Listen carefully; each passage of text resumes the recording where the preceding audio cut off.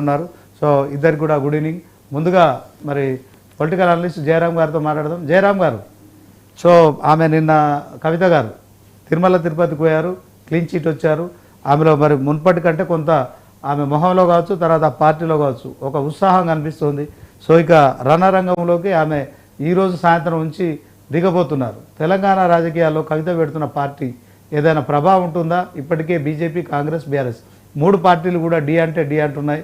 So ఆధిపత్యం కోసం ప్రతిరోజు మరి విమర్శలు, మాటలు, తూటాలు పేలుతున్నాయి. కవిత ప్రభావం ఎలా ఉంటుందంటే ఏం చెప్తారు?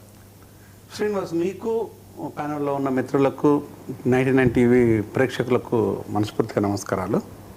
సో కంగ్రాచులేషన్ కవితకు అండ్ కవిత శ్రేణులకు, జాగృతి శ్రేణులు ఏవైతే ఉన్నాయో శ్రేణులకు సో హార్టీ కంగ్రాచులేషన్స్. వాళ్ళ పార్టీ పెట్టబోతున్న శుభ సందర్భంగా నేను అభినందిస్తున్నాను.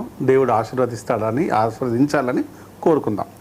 సో ఏది ఏమైనా కూడా ఇక్కడ జరుగుతున్నది ఏంటంటే, రాజకీయాలలో మార్పులు డిఫరెంట్గా ఉంటాయి. మార్పులు అనేది ఏ విధంగానైనా ఉండొచ్చు, నెగిటివ్గా ఉండొచ్చు, పాజిటివ్ ఉండొచ్చు. నేను మొదటి నుంచి చెప్తున్నాను, రాజకీయ నాయకుల మీద పెట్టిన కేసులు ఎవి కూడా నిలబడవు.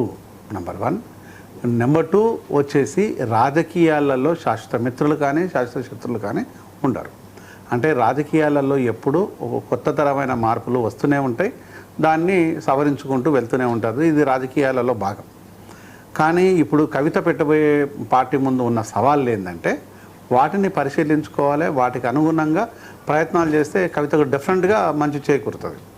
ఒకటి వచ్చేసి, ఇప్పుడు రాష్ట్రాన్ని యువతను పట్టి పీడిస్తున్న ఆల్కహాల్ అండ్ డ్రగ్స్, వాటి మీద క్లియర్ కట్ నిర్ణయాలు ఉండాలి. నెక్స్ట్ వచ్చేసి విద్య, వైద్యము, ఇటు విద్యాపరమైన అంశాల్లో కానీ ఇటు వైద్యపరమైన అంశాల్లో కానీ క్లియర్ కట్గా ఉండాలి. వాటిని ప్రజల దగ్గరికి చేర్చాలి. సో అనేక సందర్భాల లోపల విద్య మీద, వైద్యం మీద తను కొంత పాజిటివ్గా బిహేవ్ చేశారు.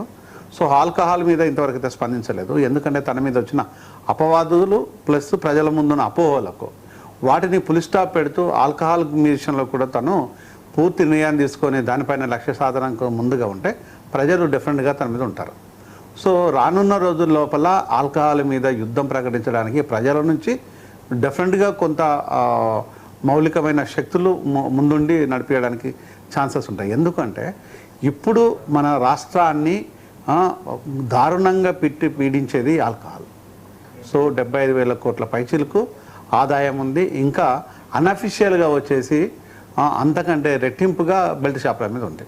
సో ఈ అన్ని అంశాలను కనుక చూసినట్టు అవుతాయి, డెఫినెట్గా ఉంది. ఇంకోటి, తన ముందున్నది బీసీ కార్డును ఉపయోగిస్తుందా, లేకపోతే ఆమె కాదు, వాళ్ళను ఉపయోగించే వ్యక్తులకు, శక్తులకు సహకారాన్ని అందిస్తుందా, లేదు అనుకుంటే బీసీలను ఓన్లీ నామమాత్రంగానే చూపించేసి వాడుకోవడంలో తను మళ్ళీ ఒక తప్పటడుగు వేస్తా అనేది ఒక అంశం. కానీ బీసీలకు ఇప్పుడు ఇక్కడ మన రాష్ట్రం లోపల 56% ఉన్న కాంగ్రెస్ బీసీలకు కనీసం పేపర్ మీద అంకెలు మాత్రమే చూపించేసి బీసీలకు ఏదో చేస్తామని చెప్పేసి ప్రతి స్టెప్లో కూడా బీసీలను మోసం చేస్తూనే ఉంది. దాన్ని బీసీ సోదరులు చాలా గుర్రుగా ఉన్నారు. వాళ్ళని ప్రసన్నం చేసుకొని వాళ్ళతోనే కలిసి పనిచేయాల్సిన బాధ్యత కూడా తీసుకోవాలి. నెక్స్ట్ ఎస్సీ, ఎస్టీలు, మైనారిటీలు, ఇక్కడ కీలకమైన ఈ ముగ్గురి విషయం లోపల ఎలాంటి విషయాలు తీసుకోవాలా, ఏ విధంగా తీసుకోవాలి. ఇంతకు ముందు అయితే పెనుసవాగా మారేది మాల మదిగల మధ్యలో క్లాసిఫికేషన్. ఇప్పుడు ఆ ప్రాబ్లం లేదు. కాబట్టి వాళ్ళని కలుపుకొని పోయి ఇటు ఎస్సీలను, ఎస్టీలను, బీసీ, మైనారిటీలను కనుక కలుపుకొని పోయినట్టు అయితే డెఫినెట్గా విజయపథం వైపు ఉంటుందని నేను కోరుకుంటున్నాను, ఉండాలని కోరుకుంటున్నాను. దాంతోపాటు వచ్చేసి ఎక్కడెక్కడ మన దగ్గర ఉన్న ప్రాబ్లమ్స్ ఉన్నాయో, అంటే మనకు సగటున మనం చూస్తున్న అంశాల లోపల మన ట్యాగ్లైన్, తెలంగాణ ట్యాగ్లైన్ నీళ్లు, నిధులు, నియామకాలు, ఇవి చెప్పడానికి మాత్రమే ట్యాగ్లైన్ పనికొచ్చింది తప్పితే ఈ అంశాలను నెరవేర్చడానికి బీఆర్ఎస్ ఎలాంటి ప్రయత్నం చేయాలనే విషయం కళ్ళ ముందు కనిపిస్తుంది. కాంగ్రెస్ దీన్ని అట్టడుగున తొక్కేసి ఈరోజు కాంగ్రెస్ అనేది ఇక్కడ ఒక కూటమి ప్రభుత్వం లాగా వ్యవహరిస్తుంది తప్పితే ఒక ఇండివిజువల్ కాంగ్రెస్ ప్రభుత్వం లాగా వ్యవహరించకపోవడం ఇది ఒక బాధాకరమైన విషయం. ఈ లూప్ హోల్స్ అన్నింటినీ కూడా కవిత తను ఓన్ చేసుకొని ప్రజల ముందు కనుక వెళ్ళేసి ప్రజల పక్షాన మాత్రం కొట్లాడితే డెఫినెట్గా తను కూడా నేను విజయం సాధించదని చెప్పలేను, కానీ తను కూడా గట్టి పోటీనిస్తుందని మాత్రం నేను కోరుకుంటాను. ఓకే.